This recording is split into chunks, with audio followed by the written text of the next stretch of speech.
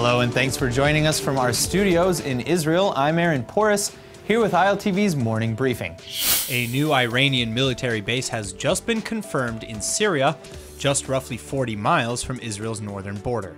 Satellite images acquired by the BBC from Western intelligence has revealed at least 3 confirmed structures with more well on the way, all concrete proof of Iran's commitment to establish permanent strongholds throughout the region. This isn't the first Iranian military site discovered in Syria, of course, and most agree that it certainly won't be the last. Israel has detected and possibly even targeted several Iranian strongholds in Syria over the last year, including what's believed to have been a chemical weapons plant and rocket storage facility for both Iran and Hezbollah. As if tensions on the border weren't bad enough, IDF missiles also just shot down an unmanned Syrian drone that attempted to breach Israeli airspace. Israeli Defense Minister Avigdor Lieberman reasserted Israel's position that it would always fire back when fired upon, promising that, quote, "The Syrian regime is responsible for every attack and violation of our sovereignty, and we will not allow the Shiite axis to be established in Syria as a base for action," end quote. While tensions between Israel and Syria is nothing new, the surprising situation between Lebanon and Saudi Arabia is threatening to explode into all-out war. About a week after Lebanese Prime Minister Saad Hariri resigned, accusing Hezbollah and Iran of seizing control of his parliament, the Saudi government is suddenly ordering all Saudi citizens to get out of Lebanon immediately. These are the kinds of words you typically hear before war is declared, a proclamation that, according to Hezbollah, the Saudis have already made. But Iran is actually seen as the major player behind the scenes of this conflict as well. Saudi Arabia and Iran are fierce enemies, and Iran's relationship with Hezbollah in Lebanon has been skyrocketing in recent years. If a war were to break out, it would almost certainly be Iran's proxy war against the Saudi Empire. But one major factor in all of this still remains unclear: the true nature of Hariri's resignation from the Lebanese government. The Prime Minister made his announcement while abroad in Saudi Arabia, which at first was seen as a move of desperation to survive possible assassination at the hands of Hezbollah. But now the Lebanese government is claiming Hariri is actually being held captive in Saudi Arabia, and that his resignation was made under duress.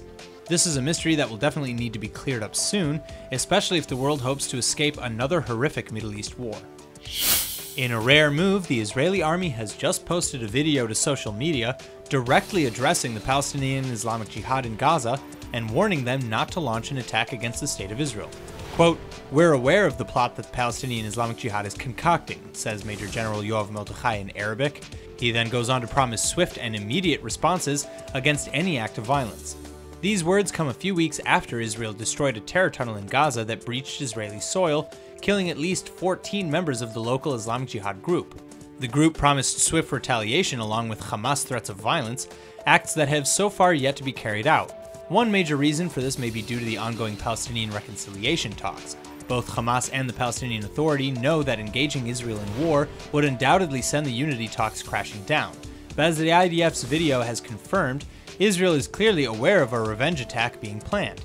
The Major General's words clearly reflect the growing Israeli anxiety about those unity talks as well, with many wondering if a newly minted Palestinian Unity government will truly end terrorism or merely find new ways of sponsoring it. Roughly 100,000 Palestinians in Gaza have gathered over the weekend in memory of the late Palestinian leader Yasser Arafat. At the event, which was billed as a show of national Palestinian unity, Palestinian Authority President Mahmoud Abbas addressed the huge crowds with a renewed promise that Gaza will always be a part of the future Palestinian state, and that if negotiations on the two-state solution should ever fail, the one-state solution would be back on the table. He said, quote, "We will not accept the policy of apartheid that we live under, the Israeli occupation of our country, and we will demand equal rights to the people of historic Palestine if the two-state solution is not implemented," end quote. A promise that was first made by Arafat himself. Abbas's speech, which was delivered via pre-recorded video, was the first time that Abbas addressed a crowd like that in the Gaza Strip since 2007, when Hamas kicked Abbas's Fatah party out of the coastal region. Over the past month, however, Palestinian reunification between Hamas and Fatah has been closer than ever, something Abbas also believes will help in negotiations with Israel and the United States. Ideally, it's also set to ease the hardships imposed on the citizens in the Strip, who are still living under inhumane conditions. At least one aspect of easing daily life so far is the first major shipment of medications that entered the Strip in over 8 months. The shipment just arrived last week.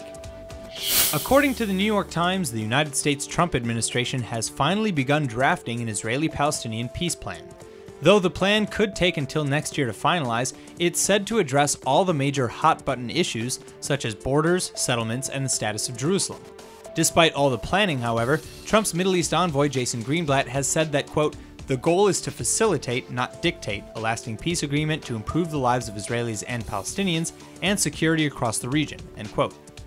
He said the last thing the White House wants to do with this initiative is, quote, "put an artificial timeline on the development or presentation of any specific ideas, and will also never impose a deal," end quote. Now all that's left is to wait for the final ideas to be put to paper and to see how the partners on the ground will react.